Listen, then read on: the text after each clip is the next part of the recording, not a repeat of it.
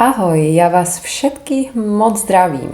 V tomto prvom videu sa pozrieme na to, čo je to vlastne to umenie kurtizán a ako túto kvalitu my ženy vieme v sebe prebudiť tak, aby sme ju nehľadali, ale naopak, aby sme ju v našej úplnej prirodzenosti žili a tak obohacovali a harmonizovali nielen ten mužský svet, ale celý svet. Tak ako to bývalo tisícročia dozadu a dedilo sa to z generácie na generáciu, tieto prechodové rituály kurtizány. A v našej kultúre už sa to nejak vytratilo. A poďme sa rovno pozrieť na také dve základné a najčastejšie príčiny, prečo sa nám vlastne nedarí mať prístup k celému tomu spektru emócií a hrať sa s nimi tak, aby my sme z toho mali radosť a tak aj naše okolie, aby my sme kvitli a tak kvitlo aj to naše okolie.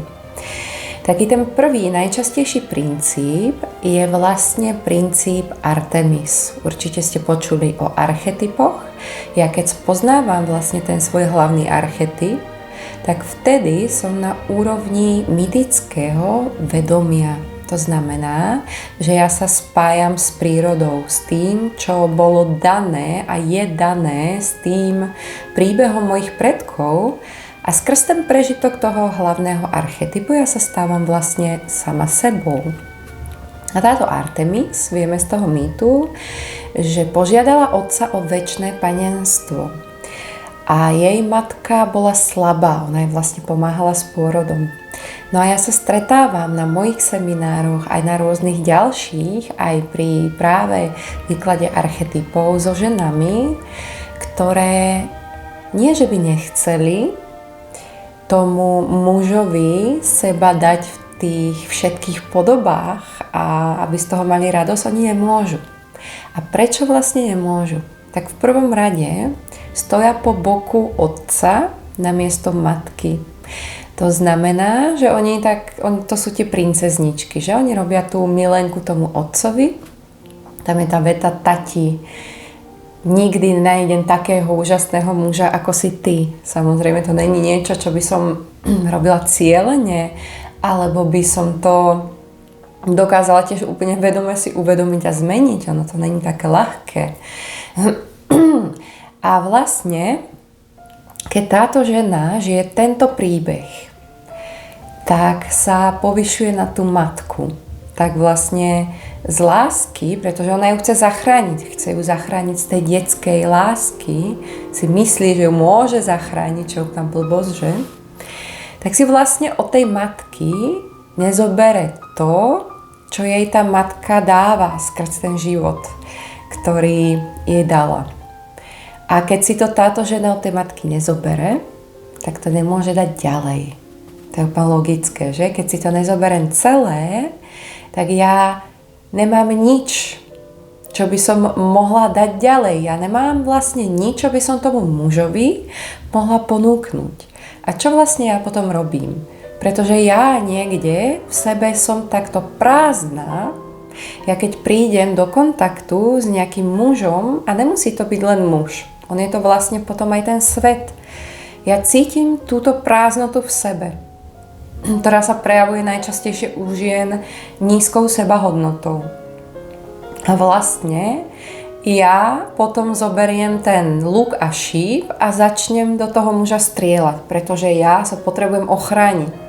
Pretože tam vnútri je niekde to bolavé prázdne miesto. To znamená, že ja si vlastne neodpustím tú ostrú poznámku, že? Ja sa cítim doslovne ako povolaná k tomu, aby som napravovala nespravodlivosť, alebo aby som ako poučila všetkých o tom, jak to má byť. A vlastne nemám prístup k tej druhej strane, k tej strane tej zraniteľnej, tej mäkkej, tej pôvabnej. Túto stranu, alebo tieto ženy považujem skoro až za také ako blbky trošku. A vtedy vlastne, čo ja rozumiem pod tou kurtizánou, to sú vlastne, že mám prístup k celému tomu spektru dostávam sa do rovnováhy, už sa nevychylujem ani na jednu stranu, kedy vlastne žijem drámu toho archetypu a nemám prístup k tej druhej strane. Ja sa dostávam do rovnováhy a z tohto stredu, kde som ako vždy trošku naklonená na jednu alebo na druhú stranu, ale už nejsom ponorená do tej drámy, do toho archetypu. To je vlastne tá dráma, že tá antická tragédia, proste mýtická. Ja už tam ako nemám tú potrebu za každú cenu sa obhájiť, niečo povedať, niečo urobiť, alebo sa ako neprispôsobujem úplne automaticky a nejsom závislá. Tak potom vlastne skrz tento prežitok toho archetypu, ja keď mu ako dám meno, keď ho ako pomenujem, že jak to býva proste v tých hororoch a vymietaní diabla, že mu dám to meno, tak sa zrazu ako všetko zmení. A potom je tu taký druhý extrém, kedy tá žena je vlastne ako diamant, ktorý sa automaticky v prítomnosti kohokoľvek, nielen vo vzťahu, ale hlavne vo vzťahu, otáča takouto stranou, o ktorej si tá žena myslí, že je v tej chvíli vhodná a potrebná. To znamená, že ona vlastne nevie, kým je. Prispôsobuje sa. A často je tam veľká závislosť v tom vzťahu. V mýte je to práve Perzefona, že? Ktorá je vlastne unesená do toho podsvetia. A tak hľadá tú matku, že? Chýba je tá maminka, takže z toho partnera si urobí takú tú maminku a nikdy ho neopustí, pretože dcéra rodiča, to dieťa rodiča nikdy opustiť nemôže. A tiež v tejto obrovskej zraniteľnosti a krehkosti ja potom nemám prístup k takej tej ako vystretej, múdrej a trošku bojovnej Artemis, čo je tiež sexy, že my ženy máme proste prirodzene ten potenciál mať prístup ku všetkým týmto kvalitám. Takže kurtizána není žena, ktorá zvádza muža. To je žena, ktorá zvádza svoju vlastnú dušu späť do svojho tela.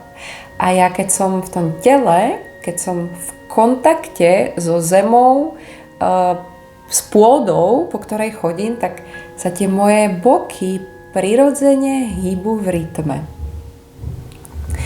Takže vlastne ten cieľ toho ženstva je tá rovnováha a harmonizácia. A v tom sa nachádza aj obrovská úcta k mužom.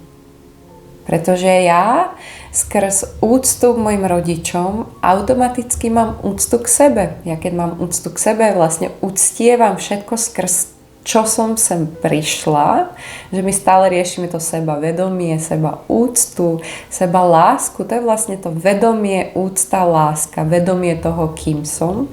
Úcta k tomu, odkiaľ pochádzam, úcta k svojmu telu a tá láska, to je to niečo vyššie, niečo väčšie, do čoho ja sa potom môžem uvoľniť a ja som tým potom podporovaná a vedená. Presne ako je tá rozprávka o Šeherezade, ktorú určite všetci poznáte, ktorá rozpráva každú noc nový a iný a zaujímavý príbeh tomu šejkovi, tak tá presne hovorí o tejto kvalite kurtizán. Ona ako v skutočnosti nerozpráva rozprávky, že? Ale ukazuje mu práve kvality toho ženstva a preto on ju nezabije, že? V tej rozprávke. Takže čo sa vlastne deje? Tieto rozprávky a mýty, ktoré nás od pradávna nami hýbali na nejakej inej úrovni, nás inšpirujú dodnes. My sa potrebujeme znova spojiť s touto mýtickou rovinou. Nielen aby sme prekúkli drámu, v ktorej sa nachádzame, ale a tiež sa na tom dobre pobavili, že my sa berieme sa príliš vážne práve preto, že žijeme tieto drámy.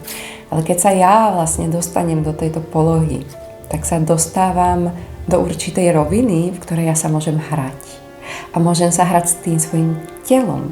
A zo mňa je to cítiť. Úcta není niečo, seba úcta není niečo, čo potrebuje byť pomenované. To je niečo, čo automaticky vyžaruje moje telo ja. Je to moja jedinečnosť. Autenticita. Dneska sa rozumie pod autenticitou dramatičnosť.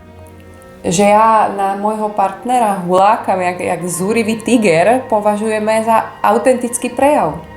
ale autenticita je niečo, čo vyviera zo samého jadra nás a je to veľmi pokojné a je to práve tá rovnováha. A všetko toto bude súčasť tiež môjho najobľúbenejšieho seminára Kurtizána. Takže na mojich stránkach veronikaslaviková.cz sa môžeš prihlásiť, ak ťa to zaujíma.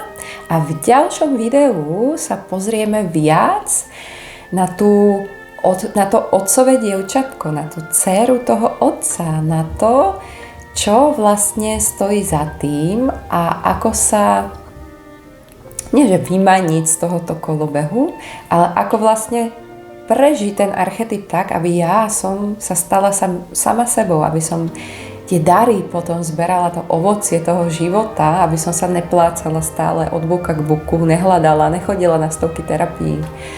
Pretože nakoniec často riešime to detstvo a všetko toto dlhšie, ak samotné detstvo trvalo, že? Takže ja sa na vás budem znova tešiť a ak vás k tomu niečo napadlo, zaujalo alebo chcete niečo pozdieľať, za to budem moc vďačná, pretože ma moc zaujímajú práve vaše príbehy a vždy sú iné, vždy sú jedinečné. Takže vás pozdravujem, nech už sa pozeráte odkiaľkoľvek a teším sa na vás v ďalšom videu.